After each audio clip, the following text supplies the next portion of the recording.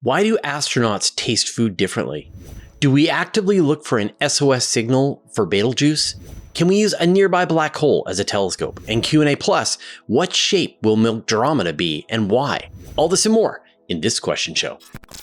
It's time for the question show. Your questions, my answers. As always, wherever you are across my channel, if a question pops into your brain, just write it down, I'll gather them up, and I will answer them here. All right, let's get into the questions. Meathead76 xace. Does food taste differently in no gravity? Yes, it does. So what happens when you are in microgravity or in weightlessness is that you no longer have gravity pulling your body, pulling your juices, your blood, your spinal fluid, your sinus fluid down, your eyeball juice down. And so these fluids will redistribute in your body, and often astronauts get these very puffy faces. And that comes from sort of blood starting to kind of pack in around, and they feel like they have a head cold all the time. And it affects their sense of taste. It makes them very congested. And so things don't taste very good when they're in space. And they compensate by spicing things like crazy. And so they found that astronauts were going through their spice much more quickly because they just couldn't get any flavor out of everything that they were eating. So yeah, it does change what you taste because you feel congested. And you've experienced this, right? You have a head cold, food just tastes like cardboard. And then finally the head cold clears up and now you can taste food again. I know like a lot of people got that with COVID, that you lost your sense of taste when you had COVID. Ian Salter, if Planet 9 turns out to be a primordial black hole, will we be able to use it as a gravitational lens? That's an interesting question. So, one really out there theory is that Planet 9 is a primordial black hole left over from the Big Bang. And black holes can be used as gravitational lenses. And normally the gravitational lens, like people always ask me if it's so far to use the sun as a gravitational lens, why don't we use Jupiter? But the problem is that the actual gravitational lensing of Jupiter is not very good. And so you'd actually have to go dramatically farther away from Jupiter to use it as a lens instead of the sun. The sun is the best lens that we have access to. But a black hole gives a very tight lens. But it's the event horizon of a black hole that has the mass of a dwarf planet is not very big, right? Like if you turned Earth into a black hole, you would have an event horizon of a centimeter across, right? It would not be a very big black hole. And so you would be able to use it as a gravitational lens, but you're not going to get the kind of gravity that you're hoping for. So you want to use the sun. Or you want to use like a real black hole, a stellar mass black hole. Now you're talking. So yes, theoretically, you could use Planet 9 as a gravitational lens, but it wouldn't be a great one. Emily Tarver, what is something that the public doesn't realize about what it takes to report on space news? I want to sort of more generalize your question, which is that it's not necessarily about space news. It's about science news in general, because it's a very tricky field to report on.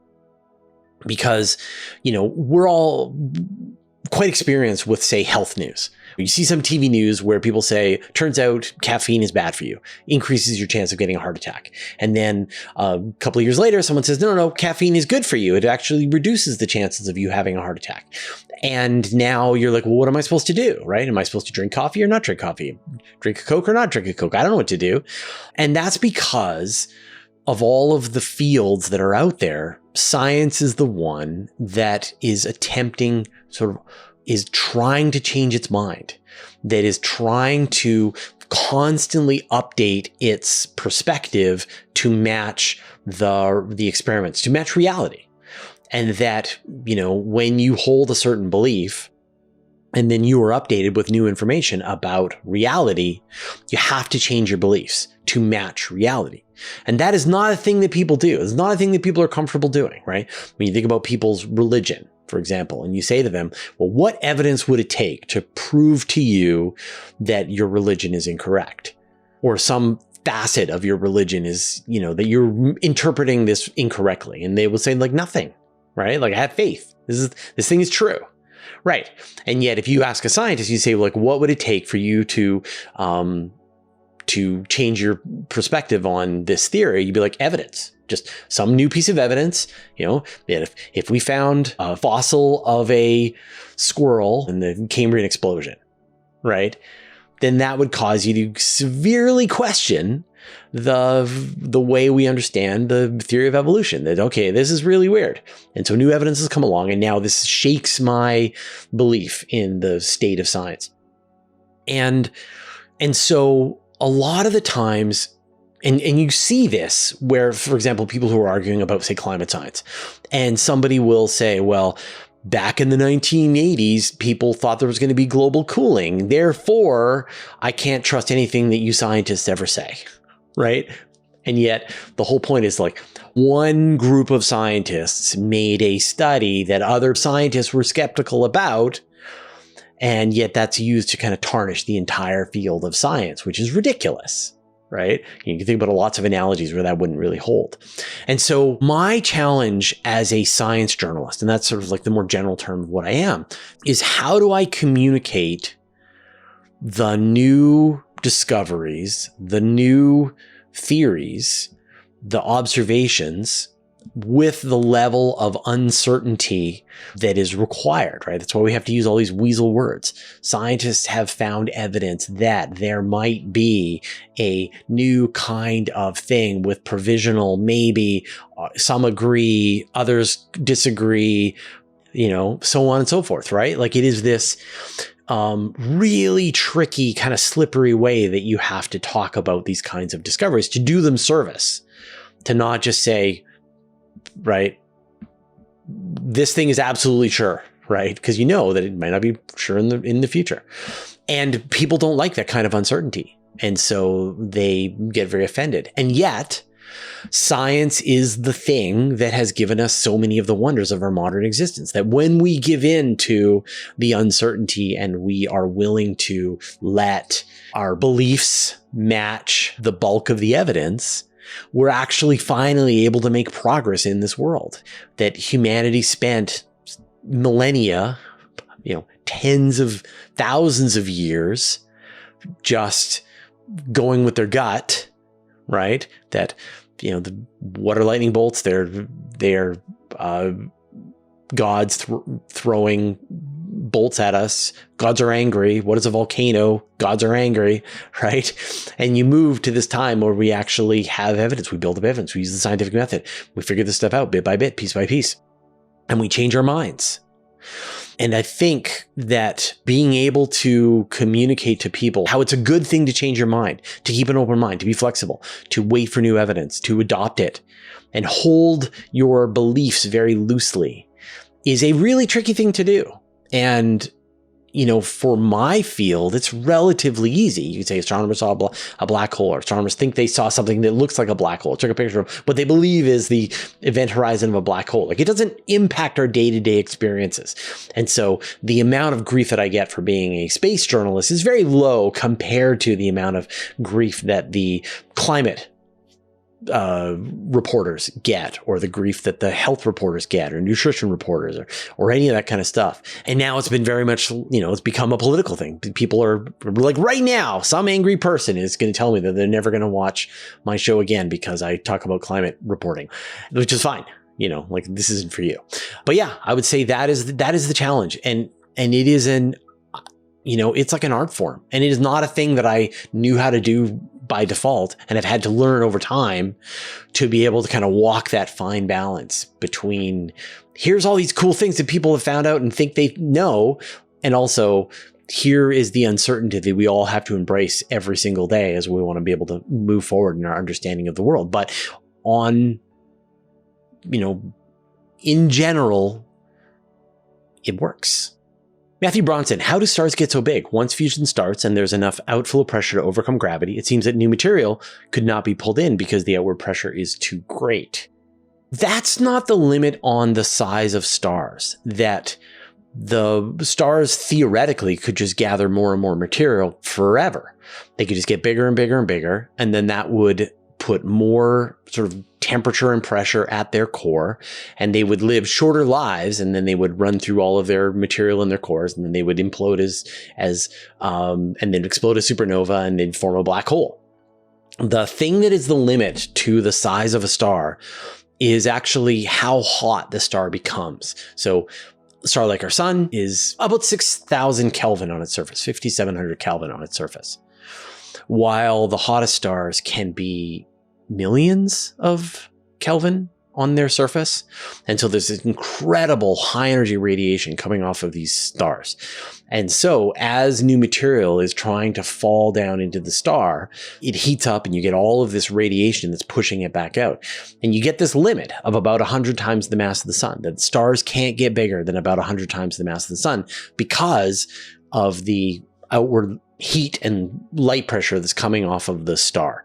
And that's a limit. And so when we see stars that are bigger than that, then we assume that something weird happened, like maybe two stars collided to make a star that is 165 times the mass of the sun. And the same situation happens for black holes. But for black holes, it's the rate that they can grow. So a black hole can only consume so much material, and then it gets this accretion disk around the black hole. And then the accretion disk puts out a lot of radiation, and the radiation stops new material from being able to fall in. And that sets a limit on the speed that a black hole can grow. It's called the Eddington limit. And yet, weirdly, astronomers have found examples of black holes that have beaten the Eddington limit by several factors, which requires an explanation. It's kind of a mystery. It's time to shout out all the new $5 patrons and above: Paul Urban, Metroplex, Eddie Whistler, AJ McEwen, Bill Burr, Sufer327, John Fugit, MK01, Dave Croson, and David Louis Court. Join the club at patreon.com/universe today. Alexandrie Lesperance. If Earth is our cradle, must we humans conquer other planets to live on? Humanity is doomed by the sun. That at some point between 500 million and a billion years, 1.5 billion years, somewhere around there, the sun will have heated up to the point that Earth's oceans will boil, the radiation pressure in the solar wind from the sun will blow away the hydrogen and render life on the surface of the Earth impossible. And then, 4 billion years after that, the sun will blow it up as a red giant, maybe consume the Earth, and then turn into a white dwarf. So there is a ticking clock, and that, yes, the Earth is our cradle. And if we don't do anything, and although it's a long time, 500 million years, a billion years, it's a very long time, eventually the planet will become inhospitable. And so what do you do? Right? A civilization has arisen today that has the ability to go to other worlds. And so the question is, should we? Is that a good idea? The first question you have to ask yourself is is there anything on those other worlds? Is there somebody already living there? Are there any indigenous species living on those worlds? Are there bacteria? Are there microscopic life forms, or maybe something even larger? And we should very carefully examine. And if we do find life, we should really consider how we plan to use those worlds, because it might be that the life on those worlds, is the only example that life formed independently from Earth, and we should learn about it instead of just setting up shop and taking over. But what if it turns out that we're alone, that if there is no life in the solar system, there is no life on any other star system, that the entire observable universe is just rocks going around balls of plasma, gas, dust, that's it. And that there is no intelligent life anywhere in the observable universe, maybe even no life at all. Then, do we have a responsibility to continue just the very concept of life, right? Is the universe made better by life? Are trees better than rocks? I argue that they are. I think that life is special. Life is, if we are alone, then the universe cooked up something pretty special with life here on Earth, and then put it into our hands and said, put this tiny little ember of life into our hands and said, spread this. And then hopefully we will do that we will take life across the universe. And the universe will become this weird, complex, vibrant ecosystem into the future. And if we don't, then life will end with us. Now, obviously, if we find evidence that aliens are out there and they're in the process of doing what I'm talking about, then we're off scot-free. We can just kick back, enjoy, do whatever we want, and know that the aliens are going to take care of the universe. And it's not our responsibility. But yeah, I do think that our future does lie in the stars. And people always think that I'm so against space exploration or so against going to other worlds. And I'm just not. I just am realistic about the time frames. That's all. Dave Ibbitson, are there any scientists looking at the stars in the kill radius of Betelgeuse for an SOS message? I don't know if anybody has actually done a SETI search at Betelgeuse for a message. And the problem is that the explosion from Betelgeuse will move at the speed of light. And so we will know that the explosion has happened. Or in fact, the people on a world that is very close to Betelgeuse will know that the explosion has happened the moment the energy from the explosion is washing past their planet. You don't get any notice, really. So they won't get any warning. It'll just be, hey, look, there's Betelgeuse. Hey, look, our world's on fire. And that world will have already been destroyed by the time we see the light coming from Betelgeuse for the first time. But this kind of leads into something that I want to talk about, which is kind of interesting, which is that when we are trying to receive signals from other civilizations, the problem is that the search space of the universe is gigantic, that there's all of these different radio frequencies that we could be searching at. There's all these places that we could be looking in. There's too many variables. And so we don't know where to look.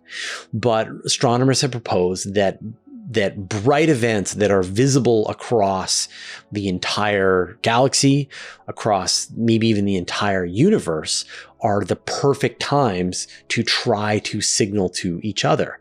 So when you think about, say, Betelgeuse, right? Betelgeuse is going to go off, blow up as a supernova. Now, only if you're within 25, 30 light years of Betelgeuse is it really a problem for you. But the light that's going to come out of the supernova is going to be expanding at the speed of light. And so that can be used as a clock to say, okay, when that light has reached a star that has an advanced civilization on it, that civilization will send a signal towards us. They'll send a signal to all of the stars that they think might have life on them, or specifically they know we're here, and so they know they're going to send a signal to us. And so they send a signal the moment they can see Betelgeuse happen, or the moment they can see a specific gamma ray burst happen. They send a signal towards us, and then we can calculate, right? What is the moment when they would have sent us that signal into the future, that when we see Betelgeuse and we look at that star and we know when they're going to see the explosion, then they're going to send us a signal, and we can look at that star at the moment that we would expect them to have received that signal. And so people have proposed that these bright events that happen, their shared viewing experience for various civilizations in the universe, that is the time to align your viewing habits to be able to see each other, and that you can just completely narrow down the search space. We only have to look at one system across a bunch of different wavelengths, but still only one system. And then the next system that will see the light of Betelgeuse is over there. And so we look at them, and then the next one's over there. And so we look at them, and we slowly look at each star system at the moment that they're going to be seeing the light from Betelgeuse go off, waiting for one of them to send us a signal. It's a pretty cool idea, and a way to kind of narrow down where to look for aliens. Did you know that you can watch the same video with no ads and get a bonus question over on Patreon completely for free? And we call it Q&A Plus. In this week's bonus question, what shape will Milkdromeda be and why? And I will put a link in the show notes. All right, those are all the questions that we had this week. Thank you, everyone who put your questions into the YouTube comments, everybody who joined me for the live show, the 2-hour live question show that I record every Monday. The next recording is going to be on Monday, October the 20th. At 5 p.m. Pacific. So we've got an event here on the calendar. You can subscribe, click on the notifications bell so that you will be informed when that live stream is about to happen, and then you can join. Now, I'm going to talk about the telescopes that I'm operating with right now and sort of what the results are. But first, I'd like to thank our patrons. Thanks to Abe Kingston, Barry Lake Roofing, Brian Bodie, Carolyn, Chuck Hawkins, Commander Bailock, Cy Nelson, David Verboff, David Gilton, and David Matz, Evan Pro, Greg Feely, Hudson Ward, James Clark, Jeremy Mattern, Jim Burke, Jordan Young, Josh Schultz, Marcel Smits, Michael Purcell, Modzo, OneStepForAnimals.org, Paul Rorbach, Renkaidu, Richard Williams, Sean Sargent, Stephen Father Munley, Team 49, Telescopes Canada, Vlad Chiplin, and Wolfgang Klotz, who support us at the Master of the Universe level, and all our patrons. All your support means the universe to us. So last week, I let you know that I have got my hands on a Vespera 2 telescope, smart telescope from Vaonis, and the weather has been really bad. And so finally, I got a break in the clouds, and I've had a couple of clear nights, and I've had a chance to test the telescopes head to head. So what do I think? Now, while I'm talking, we're going to be showing you some pictures, some from the pictures from my Seastar S50, which is about a $500 or $600 US telescope, and then a bunch of pictures from the Vespera 2, which is about a $2,500 US telescope, and you can sort of see the differences and compare and contrast. So from a sort of usage standpoint, I like the Seastar better. It's very quick to set up. You can put it out, open the arm, and be taking pictures within about a minute, maybe 2 minutes. I've found that the Vespera takes a lot longer, that it takes time to do its plate solving, to be able to find its location in the sky, to be able to do its autofocus. It takes about 5 minutes, maybe closer to 10 minutes to actually get fully ready. And, maybe I just didn't have it set up in the right location, so it could see as much of the sky that it wanted, but it was just a lot slower to get it operational.